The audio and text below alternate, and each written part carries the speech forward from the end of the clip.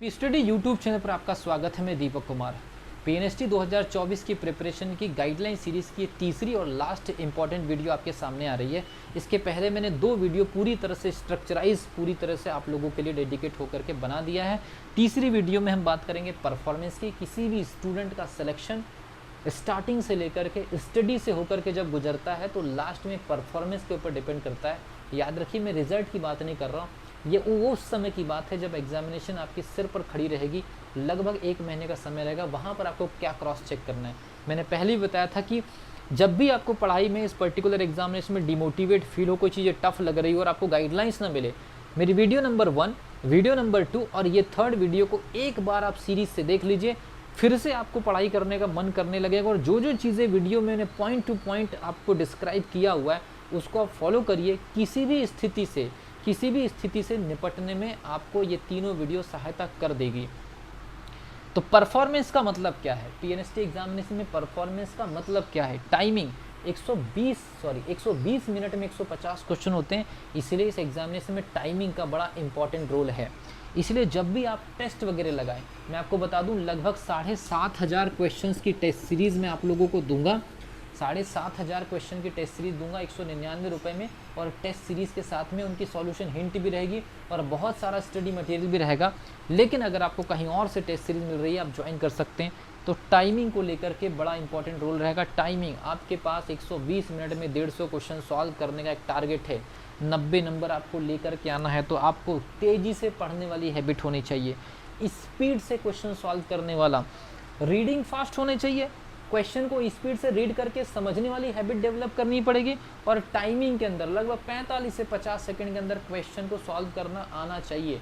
कहीं से भी प्रिपरेशन करिए, किसी से भी प्रिपरेशन करिए, ये ज़रूर पूछिए कि इसको हम 1 मिनट के अंदर कैसे सॉल्व कर सकते हैं। अगर आप 1 मिनट के अंदर, या लगभग कुछ क्वेश्चन हो सकते हैं जो 65 सेकंड या 70 सेकंड ले सकते हैं, अगर किसी क्वेश्चन को जो ऑन एन एवरेज या जो ईजी क्वेश्चन अगर उसको आप 50 सेकंड में सॉल्व नहीं कर पा रहे हैं, आपको सॉल्यूशन तो आता है, लेकिन अगर मान लीजिए आपका सॉल्यूशन 1.5-2 मिनट तक खिंचा गया, तो आप एग्जामिनेशन से बाहर हो जाएंगे। सिलेक्शन उसी का होगा जिसके पास में नॉलेज भी है, जिसके पास में स्पीड भी है, और दिए गए समय के अंदर वो मैक्सिमम क्वेश्चन को सॉल्व कर सकते हैं। मैक्सिमम स्टूडेंट के पास में नॉलेज लगभग सेम लेवल की होती है, लेकिन कुछ लोगों के पास में 5 सेकंड या 15 सेकंड की स्पीड थोड़ी सी ज़्यादा होती है, वो स्टूडेंट सेलेक्ट हो जाते हैं, जबकि सेम नॉलेज के लेवल के और भी स्टूडेंट वो फेल हो जाते हैं। मेन सिर्फ 10 से 15 सेकंड का एक्स्ट्रा जो टाइम गैप है, वही रिजेक्शन और सिलेक्शन का कारण बन जाता है। क्योंकि अगर 1800 सीट है तो मेरा मानना है 5000 स्टूडेंट का नॉलेज लेवल लगभग सेम होता है। केवल टाइमिंग और कुछ छोटी मोटी जो हैबिट होती है वो उनको सिलेक्शन जोन में लेके जाती है, और कुछ छोटी मोटी कमजोरी की वजह से आप लोगों को रिजेक्शन जोन में ढकेल देती है। और एक बची हुई जो भीड़ है वो सरल क्वेश्चन में आनंद की अनुभूति करती है, साल भर सरल क्वेश्चन में फंसे रहते हैं, टीचर्स की तारीफ में बिजी हैं, कोचिंग की वाहवाही में बिजी है, और उनको जब निकल जाएगा तब उनको पता चलेगा कि वो तो किसी और ही के लिए काम कर रहे थे। तो 5000 स्टूडेंट के बीच में कंपटीशन होता है, बाकी लगभग 55,000 स्टूडेंट किसी और को खुश करने के लिए प्रिपरेशन कर रहे हैं। लाइक करो, सब्सक्राइब करो और शेयर करो, इस प्रकार की चीज़ों में बिजी है। टीचर की तारीफ में, कोचिंग की तारीफ में आप लोगों का कोई फ्यूचर नहीं बनने वाला है।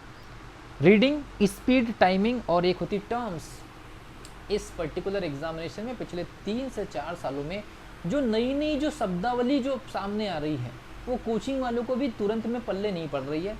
वो बाद में फिर एनालाइज करके आपके सामने पटक देते कि देखो ये हमारा नोट्स है। मैं आपको बता दे रहा हूँ, कुछ ऐसी टर्म्स आ रही है 120 नंबर के पेपर में, 4-5 सब्जेक्ट में कुछ ऐसी टर्म्स आपके सामने आ रही है, कुछ ऐसी सिचुएशन आपके सामने आ रही है कि लगभग 50-60 क्वेश्चन तो स्टूडेंट को समझ ही नहीं आ रहे हैं, चाहे वो नीट की प्रिपरेशन क्यों ना बैठ जाए। इसका रिजल्ट मैं आपको बता दूं, स्टूडेंट 110 नंबर से ज़्यादा जा नहीं रहे, और जा भी रहे तो मुश्किल से 4 से 5 स्टूडेंट। इसका मतलब है कि परीक्षा में 60 क्वेश्चन ऐसे आ रहे हैं और उनमें टर्म्स कुछ ऐसी इंटीग्रेटेड, कुछ ऐसी टफ, जो थोड़ी सी अनसुनी, जो कठिन शब्दावली का इस्तेमाल ज़्यादा हो रहा है। इसीलिए मैंने आपको बोला कि स्कूलों की किताबों पर भी ध्यान दीजिए। मैंने हिंट दिया है, जो स्टूडेंट इसका इंपॉर्टेंस समझते हैं वो चुपचाप अपना काम कर लेंगे, जिनको नहीं समझना है वो फोटोकॉपी कराते रहिए और लोगों के सब्सक्रिप्शन बढ़ाते रहिए, और साथ में लाइक, सब्सक्राइब और वाहवाही में बिजी रहिए। लेकिन जिनको अलग से कुछ करना है, मैं आपको बता रहा हूँ, टर्म्स, हर सब्जेक्ट में कुछ इंपॉर्टेंट टर्म्स आप लोगों के लिए रोल प्ले कर रही है।